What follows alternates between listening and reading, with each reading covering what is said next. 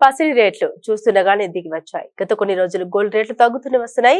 దీంతో పసిడి ప్రేమికులకు ఇది ఊరట కలిగించే అంశమని చెప్పవచ్చు. గోల్డ్ కొనుగోలు చేయాలనుకునే వారికి ఇది మంచి ఛాన్స్. ఈ మధ్య కాలంలో బంగారం ధరలు రికార్డులు బ్రేక్ చేసుకుంటూ పోయింది. బంగారం ధరలపై గ్లోబల్ మార్కెట్ల ప్రభావం ఎక్కువగా ఉంటుంది. అయితే గత 4 రోజులుగా తగ్గుతూ వచ్చిన బంగారం ధర ఈ రోజు 700 పెరిగింది. అంతర్జాతీయ మార్కెట్లో బులియన్ మార్కెట్ రేట్లు మన దేశంలో బంగారం ధరలపై ప్రభావం చూపుతాయి.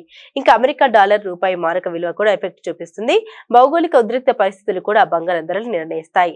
అందుకే గోల్డ్ ధరలు స్థిరంగా ఉండవు, ఎప్పటికప్పుడు మారుతూ ఉంటాయి. అమెరికా అధ్యక్షుడు డొనాల్డ్ ట్రంప్ బంగారు ఆభరణాల దిగుమతులపై సుంకాలు విధించడంతో పసిడి పరుగు ఆగింది.